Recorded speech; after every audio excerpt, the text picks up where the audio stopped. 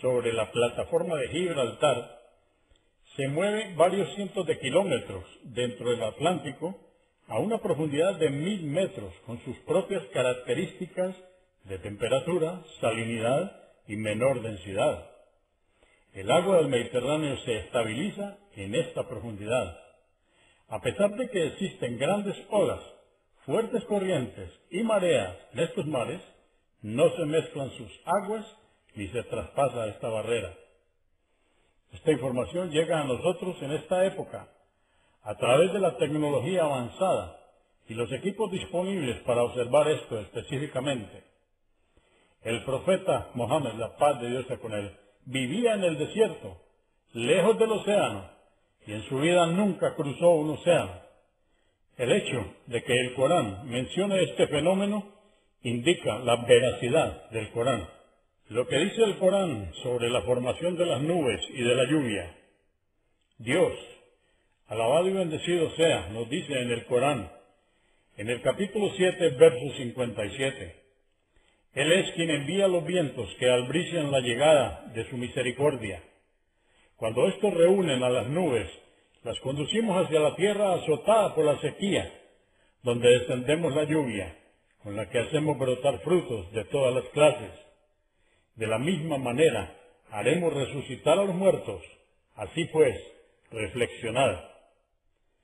Dios, alabado y bendecido sea, nos dice en el Corán, en el capítulo 15, verso 22, enviamos los vientos fecundadores y hacemos descender del cielo agua con la que os damos de beber, y vosotros no podéis disponer de sus reservas. La ciencia moderna ha confirmado los puntos científicos mencionados en estos versículos del Corán. Los vientos llevan las partículas de agua que son ricas en sal hasta la atmósfera. Estas partículas, que se llaman aerosoles, funcionan como colectores de agua y forman las gotas de lluvia al recolectar todo el vapor de agua de su alrededor. Las nubes se forman del vapor de agua que se condensa alrededor de los cristales de sal o partículas de polvo en el aire.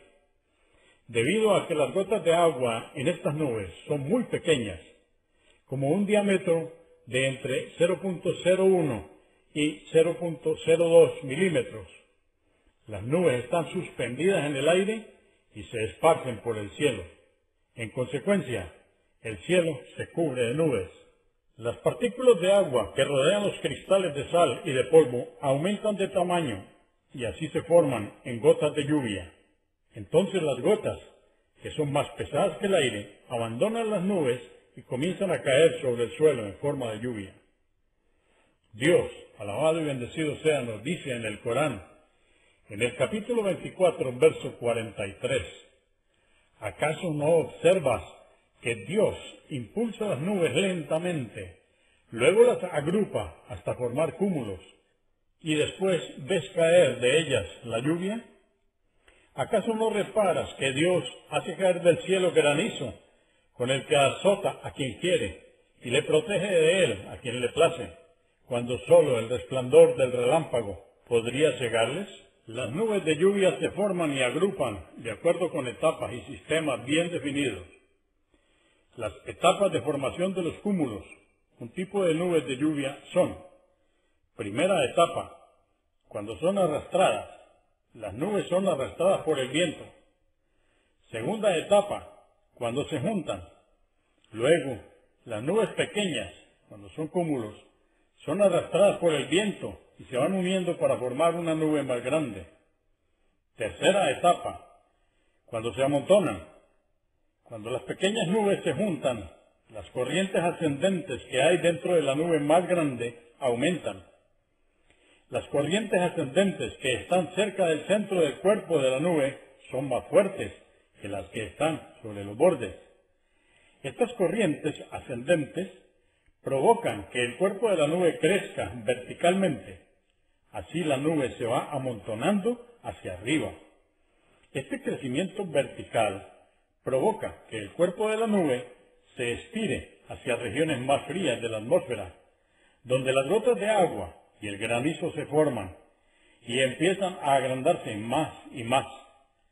Cuando estas gotas de agua y granizo se vuelven demasiado pesadas para que las corrientes ascendentes sigan sosteniéndolas, comienzan a caer de la nube en forma de lluvia, de granizo, etc. Una nube se electrifica cuando el granizo cae a través de una región de la nube donde las gotas están demasiado frías y se forman cristales de hielo. Cuando las gotas líquidas se solidifican a una piedra de granizo, se congelan al contacto y despide cierto calor latente. Esto hace que la superficie de la piedra de granizo se mantenga más cálida que los cristales de hielo que la rodean. Cuando la piedra de granizo se pone en contacto con un cristal de hielo, ocurre un importante fenómeno. Los electrones pasan del objeto más frío al más cálido. De esta manera, la piedra de granizo se carga negativamente. El mismo efecto ocurre cuando las gotas enfriadas se ponen en contacto con la piedra de granizo y pequeñísimas astillas de hielo con carga positiva se rompen. Estas partículas más livianas que tienen carga positiva son llevadas a la parte superior de la nube por las corrientes ascendentes. El granizo cae hacia la base de la nube y así la parte más baja de la nube se carga negativamente. Estas cargas negativas son descargadas después en forma de rayo.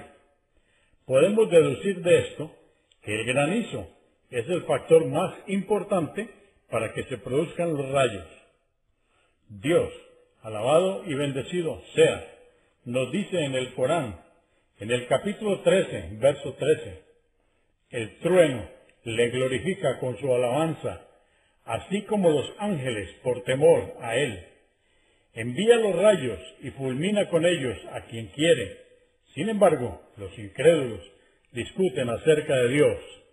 Ciertamente, Él es severo en el castigo. El Corán y los animales.